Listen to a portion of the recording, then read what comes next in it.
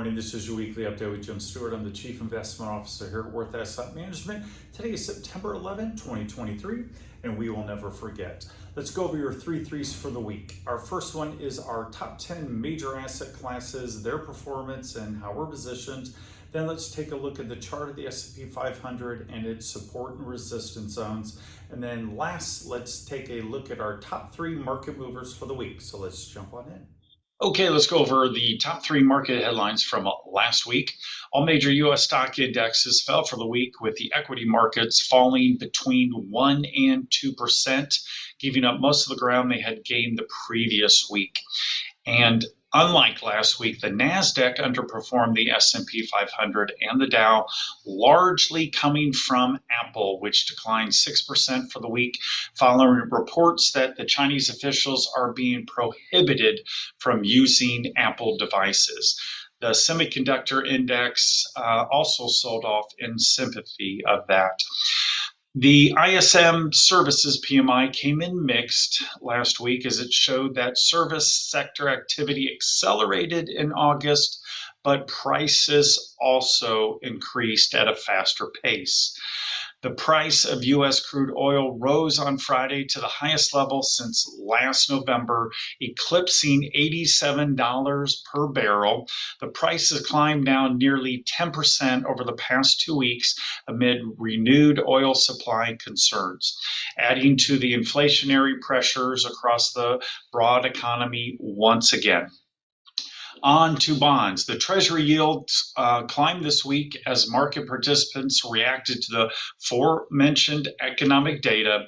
The two-year note yield reached 5.01 on Wednesday, just shy of 5.05 reached back in early May, and it finished out the week just at 4.97%. The 10-year note yield rose 9 basis points for the week to finish at 4.26. All right, let's go over the top 10 major asset classes, their performance, and how we're positioned. On a short-term basis, which is less than 3 weeks, there was no change this week. We still remain bullish on the U.S. dollar, the large cap equities, S&P 500, NASDAQ, gold, and commodities. Zooming out on an intermediate term basis, which is less than 3 months, again, we remain bullish on the dollar, the S&P 500, NASDAQ, and the Russell holding on barely by a thread, and commodities, the big winner so far over the last 3 months. All right, let's take a look at the chart of the S&P 500 and our positioning. As you recall, we went to protect mode on August 15th, and we remain inside this resistance zone. We are nearing the end of earnings season, so it will most likely be inflation data and Fed responses on how this is going to react, whether we break out or break down outside of this resistance zone. All right, let's go over the top 3 market movers for this week. On Wednesday, we get one of those inflation data points that I was talking about, the CPI, and it is projected to have risen 0.4 last month, and that makes the fastest monthly increase since January. We were starting to come back down on inflation, and now we're that pendulum is swinging back the other way, and it looks like on a year-over-year basis, it's 3.4 up from 3.2. Not a big move, but it's going the other way. On Thursday, we get another inflation data point with the producer price index, the PPI, and then also retail sales.